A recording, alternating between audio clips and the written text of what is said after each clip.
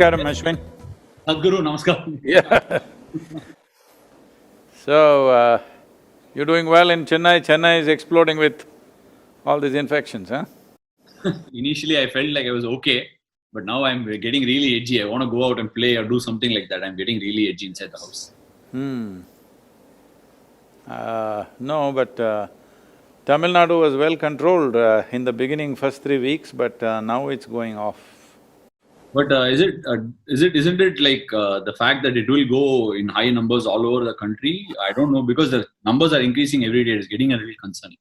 Yes, it is. At the same time, almost 70% or 75% is within 20 districts. That way it's not spread. But now this migrant labor has gone across the country, back home. So will they spread it there is a question. But I generally feel the rural population may be having enough immune system within themselves that they may not be casualties there big time, except very vulnerable, very aged group of people. See, everybody is talking about this herd immunity and all this stuff. If you go that way, if you go towards herd immunity, you will wipe out the geriatric population in the country or in the world. So, that is not really an option, but if it goes away, runs away in that direction… But Sadhguru, tell me something in this current situation where we are standing. What is the direction that people should look for? Because at one side of it, a lot of people are looking for livelihoods. A lot of people, I mean, thankfully we are all blessed. I'm in the blessed category where I can still have sufficient to eat on a day-to-day basis and still manage to handle my anxieties. Then there are another set of people who are struggling to run their businesses. The economy is suffering. What is the answer to this? How long will people have to bite the bullet? See, no nation can afford to close itself down forever, okay? We have done exemplarily well, actually. Over 65 days, we've been closed. I think with 95% pass mark, maybe 2 to 5% might have failed, but largely we've done that. But the nature of the virus is such, if there is one person left with infection, he will again start a new cycle. That's how it is, because even if you've been infected once and you come out negative later, still you're vulnerable to infection. That is what we are seeing. So having said that, it is… unfortunately, maybe in the end we only have to think of herd immunity, but that will be a terrible thing because our parents, grandparents will all get wiped out. That's what it means. So, there is… see, there is no clear voice from the scientific community anywhere in the world to say this is the nature of this virus, we can do this. There is no clear voice about that because nobody has figured out what exactly it is. There is still debates going on. I was talking to, this Global Doctors Association, and they are saying every day they are publishing now, writing 128 papers per day is being done, thousands of papers. Every day somebody is discovering something new about the virus and they're writing on it, 128 per day average is happening. So, that means we are that confused, all right? So, without a clear perception that this is the nature of the virus, this is how it'll behave, even if we don't find a vaccine, at least if we have a proper, treatment protocol, we can feel comfortable. Right now, there is no treatment protocol. Somebody says take hydrochloroquine, somebody says take that Ebola drug, somebody says take the HIV drug, somebody says drink Lysol, it's like variety of things. Well, we are giving Nilavembu to everybody. We just shooting, we're shooting in the dark, literally. Only thing we can do is strengthening the immune system. For this we have protocols, which is what we are doing, and we are trying to mass, implement it as far as possible. Some simple yogic practice, little bit of care about what you eat, and a few other Ayurvedic and Siddha concoctions which will boost the immune system. This got nothing to do with the virus. something to do with us. With the ability to fight. Sadhguru, just one more question I've been wanting to ask, and I seem to find it very difficult to get answers very clearly. You can ask me any question, don't throw me carom ball and all, I'll hit it for a 6, be careful. No, I'll come to your cricket abilities very soon, Sadhguru, because I've seen you play all sport. I want to understand, what are you? Are you a bowler or a batsman, Sadhguru? I was an all-rounder in the school, but once I got to college, I got more involved with field hockey and kind of dropped my cricket. Okay, but did you find cricket exciting or hockey was a better sport? Hockey was more exciting because you were always on your feet and doing something. Cricket today, the way you guys are playing, whatever 2020, all of you are on the edge. But otherwise, those days, if they put you on the boundary, you just stand there for 20–30 minutes doing nothing in the sun, okay? So, it was not my cup of tea. Sadhguru, the question I wanted to ask was, in general, over the last… I've lived for 30 years, so in the 30 years, whatever has been struck, a massive earthquake in Christchurch, a tsunami in the borders, Indonesia, India, all these borders, for everything that has sort of been very emergency, we have found a mechanism to deal with it, right? At least, if not then and there, we've had a tsunami alert system, an earthquake, a resistant building mechanism, alerting people. All these things are always come about, and we boast ourselves as a very modern tech. We're very, very advanced in terms of technology. How did we not see this coming? And like literally you said, 3–4 months, and most people are not able to come up with an answer. Isn't that scary? Well, see, whenever major events happen, we find answers with tsunami after the tsunami is over, all right? So next time, will it work the same way? We don't know. But natural calamities, there is a history of thousands of years of memory and history and experience of it. Even though we are surprised sometimes, we still know what it is because it hits you at a certain time and it's over. If a tsunami happened, 10,000 people died, that's it. It's not going to come every day and kill you, that's a different kind of thing. So, earthquakes have happened in Gujarat and all, it killed nearly, I don't know, from 100,000 people, I think. So, but it's a one-time thing. Only thing is, it also destroys your property. This leaves your property, just cleans you up, all right? This is a different kind of thing. This is the nature of virus. In the last 50 years' time, of the 335 diseases, nearly 70% are zootonic, that means they've come from the animals, either bacteria or virus.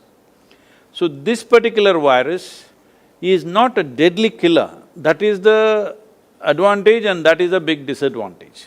See, when the influenza and other things happened, what is called a Spanish flu today, it just killed everybody. When the plague came, it just wipes out a whole village. So, the response to that was different. Here, the problem is most of them are asymptomatic. Nearly 80% are asymptomatic and they're going all over the place spreading. There's no sign of any illness. So it's like you're sitting, you and me could be carrying it and we don't know because it doesn't show any signs.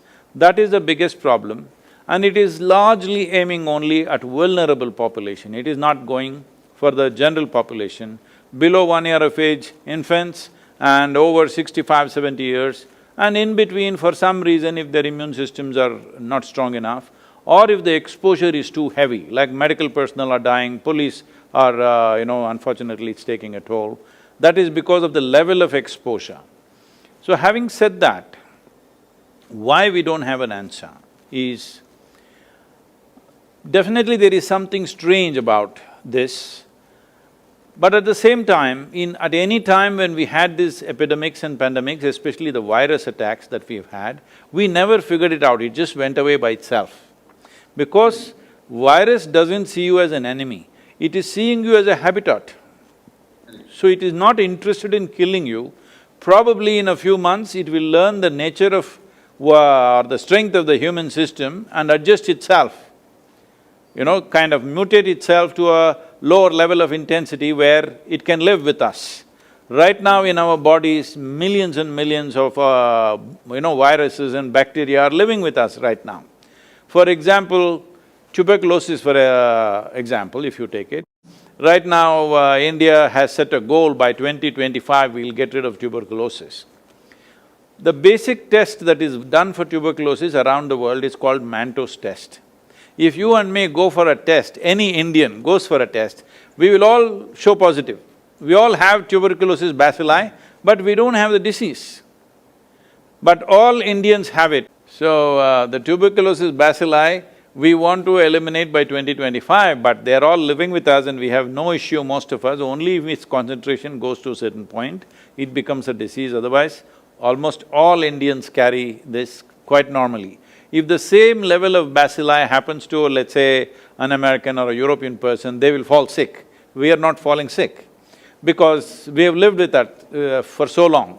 So that is what we are looking for as a solution, that's what herd immunity means, that at some point we may get used to the virus. But before that, how many lives will it take? This is not a decision that you make, it may go that way, unfortunately. Okay, an interesting question I've been wanting to ask you for a long time, Sadhguru. This thing where you speak about Ramayana, Mahabharata and all our so-called mythology now, everybody has a different connotation to whether it happened or didn't happen. No, that argument is only in Chennai. Whether it happened or not. These are beliefs, I do not want to get into it, but you said something very interesting when it came to all these epics or mythologies, however you seem to believe. You said there is so much to learn rather than testing the authenticity of whether it happened or not happened. Right. Do we have anything tracing back to those times in order to deal with such a situation that we are in right now? See, the advantage that those times had was, the concentration of population has never been like this, okay? So if it did happen, let us say it happened in Ayodhya, it would not come to Chennai for sure. Only Rama came, he should have brought, but 14 days quarantine would have happened by the time he walked down. Maybe, he walked through the Ram Setu dam the thing as well, so it must have gone there as well, not a problem. No, by the time he walked from Ayodhya to Tamil Nadu border, more than 14 days, so quarantine was over. And he must have traveled, he must have walked through, right? Yes, by foot. So it would have taken months, so by then it was over. It's because of air travel. It is essentially because of air travel, so quickly it's across the world. Right. In fact, I felt like I came into India from New Zealand in March when the virus was actually hitting through the, Singapore and the Chinese region and going into America and all that. At that point of time, it didn't feel like, all of us were sitting inside the zone of saying, you know what, it will not happen in India. There is so much heat, there is so much, in fact, rightly put, so much ignorance amongst the people. Sometimes we believe we shut our eyes inside a closed room and believe there is nothing happening wrong. Even today, I was talking to a couple of my cricketing colleagues and they happened to say, it's become normal. We have to deal with it like cold and fever. We are not yet there, right? No. See, young people may deal with it just as cold and fever. That too if they're, if they have a sturdy constitution. But that's not how it is. People are just falling dead all over the place. When nearly 500,000 people have died, you can't say it's cold and fever. But at the same time, every year, influenza in America kills 50,000–60,000 people, like this. But this is not going to pass like that virus. This can continue and come back in waves and waves. It is possible, but we still don't know. I have a gut feeling in India, by mid-September, towards the end of September, it will be largely gone and our economic activity will be back to normal. It may not be where it was a few months ago, but in terms of activity, it will be back. But I have no data, not an iota of data to support my gut feeling. There's no data. No, gut feeling is the best feeling that we all can have in terms of reassurance. But just on another note, Sadhguru, I saw some article and some video where I'm sure you're aware of Leonardo DiCaprio, who's doing a lot of things with regards to climate change. He had put out a tweet and an Instagram post saying a lot of people who have been affected by pollution over the years are tending to receive this virus in a very, very, detrimental fashion. Is this virus in any way a relation of what we have done? You said there is something funny about it. Any relation to what we have done to the environment and how we have, just polluted and populated it all over the place? Is it our doing? Population is definitely our doing. Pollution is also our doing. All right, is there any doubt about it? No. Anything other than that, environmentally, how we have, not respected nature over the years? See, right now, one of the major reasons why people are dying because of the virus is hypoxia. That means not enough oxygen in the system, so lungs collapse after some time, whatever happens, other systems fail. In a way, if you're living in an Indian city, or let's say any big city, particularly Indian cities, in many ways you are heading towards hypoxia if you just travel on the, let's say Chennai, Mumbai, Bangalore roads for 1 or 2 hours every day, in open, suppose your car is not air-conditioned and you're open, like on a two-wheeler or you're just walking, then definitely the oxygen levels in your blood will be lower than what it should be. So definitely you are moving into that vulnerable population region. Maybe not necessarily, but you're in the direction at least, for sure. It may vary from individual to individual, but when you live in this kind of atmosphere where oxygen levels are low, carbon monoxide and other particulate matter is heavy, definitely your pulmonary system is not at the same level as it should be. So you are becoming a vulnerable population. Even now you're seeing almost 70% of the cases are just in 5-6 cities in the country probably, about 10 to 12 cities maximum. Rest of the country doesn't have it, the rural population doesn't really have it. And one more thing that I've constantly been telling in the ashram, everybody is practicing right now is to stay in touch with the earth. If you stay in touch with the earth, your immune system is always many times stronger than other people. So this is one of the treatments we do for all the patients who come. I must tell you this situation. We used to… earlier, now we are calling it Rejuvenation Center, but at one time we used to call this Isha Yogic Hospital. There was a hospital. So about 10-12 doctors from Michigan area, from the Ford medical system, they came here because they were very interested in the yogic hospital. So I couldn't meet them, they were here for about 3 days and I'm talking many years ago, like about 22 years ago or so. So they came and after the third day, it seems they got very angry, they called me in the morning and said, Sadhguru, their doctors are all very upset, they want to leave right away. I said, what is the issue? We said, we don't know, they're screaming and yelling. I went to meet them. Then I said, what is the problem? They said, you said there is a yogic hospital. We walked around everywhere in the center, there is no hospital here. Oh, I said, okay, your idea of a hospital is that there must be beds, people must be lying down, somebody must be serving them. If you provide that kind of hospitality, nobody will get well. See, children always like to fall sick. How old are your children, huh? They're about 5 and 3.5. Yeah, that 3.5 guy, watch him, because they like to fall sick. Because when they are sick, everybody does mo, poo, poo, poo, poo and all that. They love it, okay? Every child learns at an early age that if you are unwell, if you are miserable, if you cry, you get lots of attention. If you're happy, joyful, screaming and you're dancing around, you don't get attention. This is a thing that every family has to change. So I said, no, that's not the way it is. I had about 110 people on that day who are going through some treatments. I said, see, in this hospital, we wake them at 5 o'clock, 5:30 they have to be there for the sadhana, 8 o'clock sadhana is over, then I put them to work in the garden or in the kitchen or somewhere else where they have to use their hands and everything, and they may get little more rest than others, that's it, they're under medication and practices, but they have to be involved, and especially with the earth, they must be involved. Then I took them around and made them meet all the people who were working in the garden. Our patients were all working hard.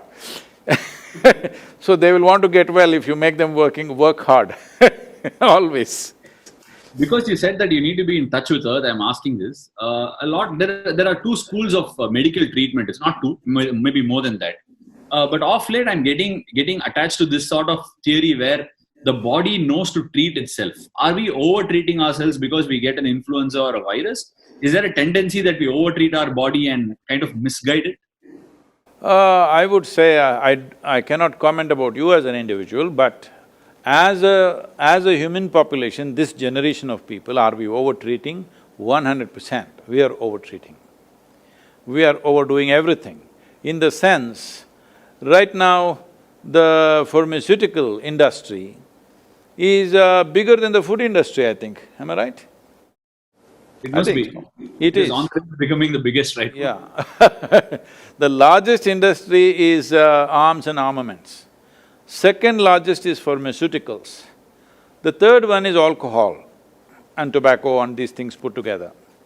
So one is a clear death, another takes you towards it, another pretends to get you back.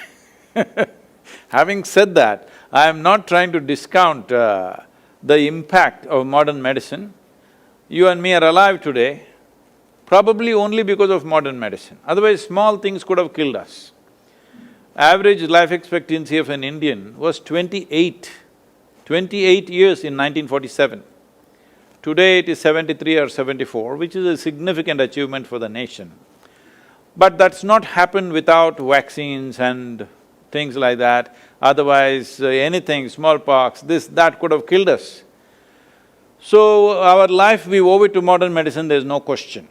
But in present conditions, at the level of concentration of populations that we have, without modern medicine, I don't think we can survive.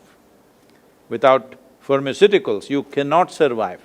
There was a time when people lived in nature, there was substantial space for every human being, then it was possible to just eat some leaves or eat some fruit or just fast for 2 days and get well, all this. Even now you can do if you're maintaining your lifestyle like that. But every day you're out in the town, meeting 1,000 people and mixing with people, then if something catches up, then you better take some medicine, otherwise it'll be risky. Sadhguru, another important thing as far as I was concerned, I was very enamored by the whole thing of Cauvery calling, right? And you explained in detail about what Cauvery calling is and how much of deforestation has happened, and we need to reforest them to get the land back. Water needs to be, the land needs to have the ability to hold the water on and all that sort of stuff. How far are we in the zone of rehabilitating? I know it's a long-term process, but how much have we made strides, Sadhguru? See, the significant thing is the Karnataka government announced subsidy for the farmer. For every tree, 125 rupees subsidy has been allotted. Not only that, for somebody who encourages somebody to plant a tree, he gets 5 rupees. Suppose you are the farmer, I make you plant 100 trees, now I get 500 rupees for this. So now we are training youth to be agents of change. So they can take this up like a part-time profession, that they meet the farmers in the local areas, because they know each other, they're related largely, they can talk to them and encourage them and may facilitate this stuff, because both will benefit. He will get subsidy, this guy will get 5 rupees commission for that. So this process is already on. This monsoon we were to go full on, but now we are like little slowed down. But still, I think in Karnataka we are planting about somewhere around 70 lakhs or 72 lakh saplings, which already farmers have been booked for. So this is a comprehensive thing, that it is a combination of trees so that the land rejuvenates. Right now UNCCD is very concerned about India because our soil is dying. See, when we say soil, we are just talking about largely 39 inches of topsoil. On an average in the world, there is 39 inches of topsoil. Almost all life happens in this 39 because of this 39 inches of soil. Tamil Nadu and southern India largely considered a blessed land because where we are right now, we have nearly 18 to 20 feet of topsoil, which is a fantastic thing. This is the reason why agriculture has been on here for over 12,000 years or so. There is history of agriculture, because in some places here, not so in southern Tamil Nadu probably, but in this part, western and northern part of Tamil Nadu, 15 to 20 feet of topsoil, this is extremely rich place that way. See, we may think Richness means we struck oil, gold, diamond, this one, that one. But for the next generation, if you want the next generation to live a rich life, when I say a rich life, I'm not talking about your stock market or your bank balance or something like this. Well, clean air, pure water, nutritious food, and life is throbbing within you, this is a rich life. Rest of it is just, accessories to life. The real life is in this, how wonderfully a man can function, a human being can function, simply depends upon how pure is the air, how clean is the water, how nutritious is the food that you consume. If there is no strength in the soil, right now nearly 42% of Tamil Nadu soil has been declared as fallow. That means it's becoming desert. So there is a whole movement to stop this desertification, but nothing much has happened on the ground. Too much talk has happened, conferences have happened, papers have been written, but on the ground, this is where Cauvery calling came in. For that, so many people are protesting against that. Do you know this? They're all located in Chennai only. They are saying it's dangerous to plant this many trees. Can you believe that? They're saying it's dangerous. Before these people came or I came or you came, what was here on this land? This land was all trees. So how does it become dangerous to put back the trees? Simply because they're only looking at it in some way, because there is no money in this, that's their problem, I think. Because in every ecological thing, conference, go here, go there, there is money. Now action on the ground, there is no money, you have to spend from your pockets. So, nobody is interested in this. But Karnataka government has taken the policy changes very quickly and very, very responsive. On the ground, things will happen there for sure. It should have happened much larger. We were preparing for a very big during the monsoon, but now we've kind of toned it down a little bit because we don't know when it'll become safe for our volunteers to go village to village, meet people, do these things. We are not sure about that yet. It doesn't look like… Monsoon is about to start, already pre-monsoon showers are coming here. So anytime monsoon will start pouring within the next week's time. So we are still not ready because we don't want to send young people out there and suppose somebody, these are all dedicated people, we don't want to kill them, they're willing to give their lives, that doesn't mean we can take their lives, all right? So because of that, we've slowed down a little bit, but still over 70 lakh saplings will go. See, we must understand this, the difference between this and afforestation is that this is going into farmland, private land. That means they will take care of it because it's their commercial interest. That is the fundamental difference that I've been trying to beat it into everybody's heads, but after talking for hours, in the end they ask, where is the land? Really, I've just been seeing in various places I've been going and speaking to people who hold responsible positions. After explaining everything for 1 hour, in the end ask, all this is fantastic, Sadhguru, but where is the land? The land is in the hands of the farmer. Only if you make it lucrative for him, you can put back these trees, otherwise you will only talk about it. We have a lot of this discussion on farmers, right? Every year, pre-monsoon, post-monsoon, we hear small stories of farmers committing suicides, farmers struggling to pay off the debts. All these things are a regular feature. But aren't these people that are the ones that are putting food on our plate? Should we, like, for example, say like an engineering or a medicine, where we, put children into it, promote the industry and make it a bigger industry? Is it time for us all to invest and say our children must feel agriculture is attractive? Has the time come really? 100% that needs to happen. If that doesn't happen, there's no food security for this country.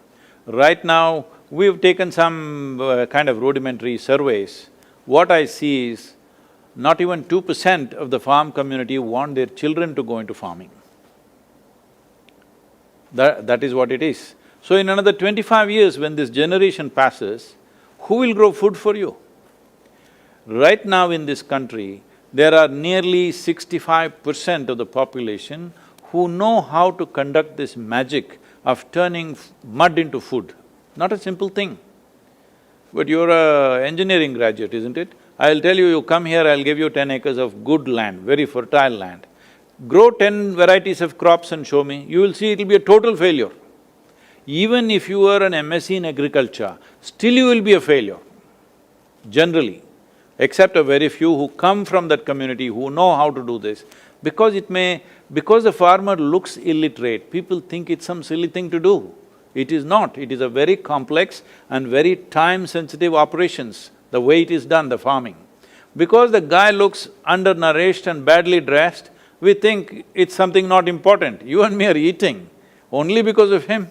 And it's not a small achievement. One of the greatest achievements of this nation is, we are managing to provide food for 1.4 billion people without any major imports of food. There's no any major import of food, actually, we're exporting a little bit, a few small things are coming in. But generally, we are able to provide. See, even in a situation like this, right now this virus situation, even now, during this pandemic, we have enough food. How to reach that person who has no money is another problem, but we have food in the country. Suppose you don't have food in the country, then that disaster is totally of a different nature. So farmer has done a fantastic job with no great technology, no great science, just with traditional knowledge. The only problem that he is facing, why you're seeing these suicides and other things is, one thing is, there is no power of scale over generations, because we have history of thousands of years of agricultural history. Over generations, it's become smaller and smaller and smaller. Today, the average land holding in the country is 1 hectare, that is 2.25 acres. In 2.25 acres, or for every 2.25 acres, there's a barbed fence, there is a borewell, there's an electric connection, there are pipelines. It's a complete waste of resources. For the amount of money that goes into it, there is no way he get to make it lucrative or profitable for himself. So this is what is leading to this. So right now, this FPO movement, we have one of the best run FPOs in Tamil Nadu is run by us here in this region. It's an organization of about 1,200 farmers. Now we are seeing how to scale this to 50,000 farmers. Right now, on the ground, nothing much has happened. All we have done is to show them it works. All we have done is, there are 3-4 youth always on the phone negotiating these products. Just with negotiation, their income has gone up 300%. Just with simple negotiation and timing the sale of the produce, this is all. And another thing is the inputs. We have set up a superstore where all the inputs, whatever the dealer margin was about 25 to 30%, that is going straight to the farmer. That 30% itself is a big thing for him. So, we are looking at, if you put 50,000 farmers together, it becomes a major corporation run by them. You can hire professionals, you can hire scientists to, agricultural scientists to see what crops to grow, how to grow and everything. We can hire, marketing experts to do this, or we can consult, we can handle this internationally. All this we are looking at because from Kanyakumari to Kashmir, the latitudinal spread that we have in this country, the types of soils and weather conditions that we have in this country, 12 months of the year, you can just grow almost anything that grows anywhere in this world. And if we handle this capacity, this latitudinal spread, and 65% still being capable of doing farming, if we handle this right, then we can become the breadbasket of the world. But right now, we have laws like this, that, this compulsory school education is killing the farming, totally. Every child goes to school, by the time he comes to till 10th standard, he need not pass, he just keeps going. Without learning 2+2, millions of them have reached 9th, 10th standard. Only in 10th standard he gets filtered. By then, he is physically not competent to work in the farm, mentally completely in a different way. He thinks he's educated just because he's gone to school. So, we are completely destroying the future of farming in this country. It is time educated people invest and invest their children in the farming, because it can be done in a very good way, there is enough science and technology. What is lacking is scale. Scale can be achieved by bringing them together as a farmer-producer organization. There were many tax and other things which we got relaxed now. See, for example, if you are a farmer, how much ever you earn, there's no tax for you. But if 10 of us farmers got together and made an FPO, then there is 30% income tax. So why will we come together? You are ensuring we don't come together. So I appealed to the Prime Minister and he relaxed up to 100 crores earning, there is no tax. But now I'm pushing why 100 crore limit? If farming has to survive in this country, you cannot give teachings, you cannot run agricultural institutions. All you have to do is make it lucrative. If it's lucrative, it will survive. Sadhguru, forgive my ignorance if this question is not pertinent, but if you take a look at big communities in India right now, one is the movie industry is big. I'm not well versed with the movie industry. The cricket industry is really large. But so when I speak about the cricket industry, until Kapil Dev lifted the 1983 World Cup, and later on when Sachin Tendulkar came into play for the country, the game was largely not money driven. It was telecasted free of cost on TV. Then the TV rights came and the players started earning more. Is there a possibility, the way you're saying how large a scale this agriculture is there a possibility that such people can come into the mix and make this a really large and phenomenal industry? Is there a possibility? Yes, what else do you think I'm doing? That's what I'm trying to do. We are putting our energies behind it, we are raising money for this, and above all, giving a voice to it. See, right now, because you mentioned the word suicide, suicide is not some… See, individual people unfortunately will commit suicide for a variety of reasons. When over 300,000 people commit suicide in a matter of 15 to 20 years for one reason, one particular reason of farm distress, nearly 300,000 or more than 300,000 people have committed suicide, let's say in this century, in the last 20 years. It's actually in about 15, 16 years, let's say 20 years. Because some people will always debate, no, that guy died because he had family issues, this, that they're saying. But I'm asking you, usually the explanation is, that's because he couldn't pay his bank loan, he killed himself, this happened, that happened.